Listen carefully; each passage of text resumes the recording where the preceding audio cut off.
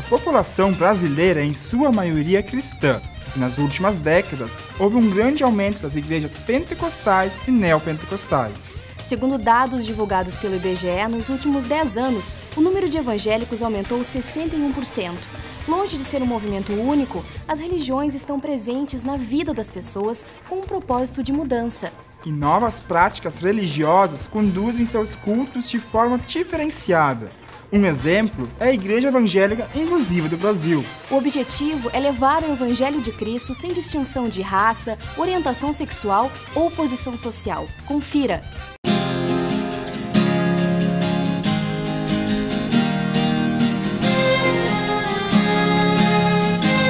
O movimento evangélico surgiu há 500 anos na chamada Reforma Protestante de Martinho Lutero. Seus seguidores contestavam tradições católicas da época. O movimento se espalhou pelo mundo e o resultado foi a divisão dos cristãos entre católicos e protestantes. No início do século XX, surgiram outros dois grandes grupos religiosos: as igrejas pentecostais, como Assembleia de Deus, Congregação Cristã e Brasil para Cristo, e as neopentecostais, como Internacional da Graça de Deus, Renascer em Cristo e Universal do Reino de Deus. Fundada pelo bispo Edir Macedo, a Igreja Universal do Reino de Deus se tornou um grupo neopentecostal mais numeroso do Brasil. Uma pesquisa realizada pelo IBGE aponta que em 10 anos, a população evangélica teve um crescimento de 16 milhões de fiéis. Em busca de fé e religiosidade, os frequentadores lotam as igrejas de todo o Brasil. Para muitas pessoas, a fé ajuda a enfrentar problemas do cotidiano. Mas até que ponto a religiosidade pode influenciar na vida das pessoas? Para responder essas questões, é preciso buscar respostas na psicologia humana. Se a gente for pensar bem, religiosidade não é importante só hoje. Na parte da religiosidade, ela faz parte da humanidade. Então, ela sempre esteve com a gente. Talvez a gente representasse a religiosidade com o fogo, com a pedra, com as estrelas, e hoje a gente tem formas mais sofisticadas, que são religiões que talvez nos deem estruturas e livros sagrados, mas a capacidade, digamos assim, que é uma capacidade de transcendência, de acreditar que algo mais existe, de que a explicação pode vir de um ser maior, ou que existe uma explicação maior do que nós mesmos.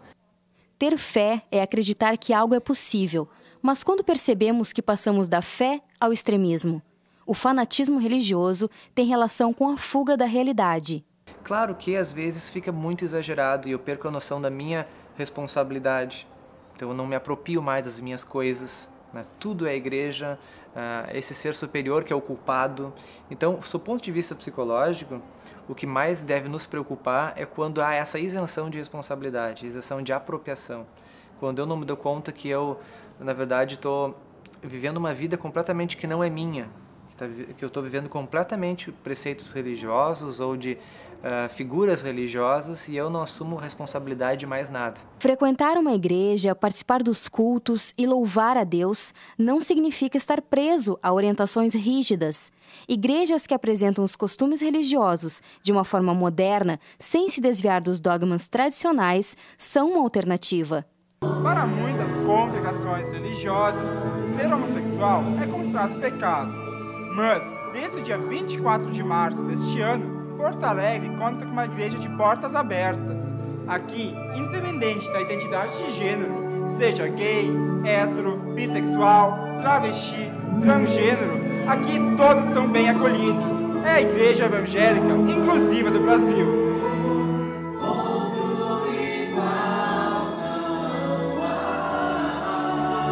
Expulso de uma pentecostal por ser homossexual, o bispo Anderson decidiu fundar uma igreja e levar o Evangelho de Cristo e amor de Deus a todos, sem distinção de raça, orientação sexual ou posição social. Na verdade, a maioria das igrejas dizem que eles incluem, que aceitam todo mundo, mas infelizmente não é o que acontece. Os gays, lésbicas, transexuais, travestis, todo o público LGBT, ele é sim discriminado e não é aceito dentro das igrejas. Bom, o que difere a Igreja Inclusiva do Brasil das demais igrejas é justamente que assim, nós consideramos aqui realmente uma família. Nós agregamos e incluímos todas as pessoas na igreja. Não importa se ela se vai entrar pela porta da igreja aqui um travesti, uma drag queen, se vai entrar um gay, uma lésbica, se vai entrar um hétero, se vai entrar uma família, se vai entrar uma criança, para nós não importa. A gente não foca em orientação, e sim em pessoas. Porque quando Jesus Cristo ele veio ao mundo, ele não focou em orientação sexual, não focou em classe social, e sim ele veio focando em pessoas. O paulista Rodrigo frequenta a igreja inclusiva há 4 meses. Ao conhecer o novo ambiente, se surpreendeu com a receptividade e o acolhimento. Eu não pertencia a nenhuma igreja ainda, então eu vim assim um pouco, não assustado, mas receoso de como que seria a recepção, né, da igreja. Enfim, também por ser uma igreja não tão tradicional, e sim uma igreja inclusiva. Quem entra na igreja inclusiva do Brasil não entra aqui escutando uma pregação ou uma mensagem voltada a homossexuais. Nós pregamos aqui a Bíblia, como é pregado em qualquer igreja, os louvores como são louvados em qualquer igreja, o pessoal pula, canta, dança, adora a Deus da maneira que melhor acha. Vem, assim como estás, para adorar. Vem, assim... Então as igrejas têm esse papel, elas nos oferecem oportunidades para eu talvez canalizar algo que é da natureza humana. Então essas questões ligadas à religiosidade, essas igrejas e esses locais, enfim, né, generalizando, elas oferecem alguma coisa que a sociedade precisa. São valores, tem um para que lutar. Né? Eu preciso lutar por algo maior, preciso lutar por um ideal, preciso fazer alguma coisa que tenha sentido na minha vida. Então as igrejas oferecem isso, igrejas e né, correlatos. Né? As novas igrejas também se diferenciam por utilizar as redes sociais para disseminar o seu propósito.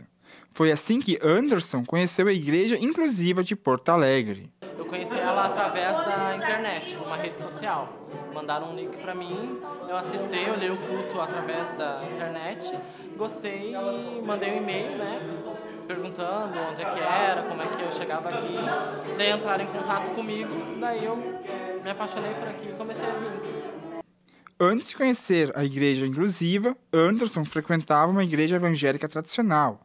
Porém, não se sentia inserido devido à sua identidade de gênero. Lá eles discriminavam muito, né? Eles nos proibiam de fazer certas coisas, participar do louvor. Então eu me sentia meio preso, então eu não podia contar com a ajuda deles, porque senão eles poderiam até me expulsar. Então eu parei de ir na igreja e daí resolvi procurar aqui. Eu gosto sempre de dizer que a doutrina, ou a escola, ou a teoria em si, ela está lá. Então depende de qual uso que tu faz dela.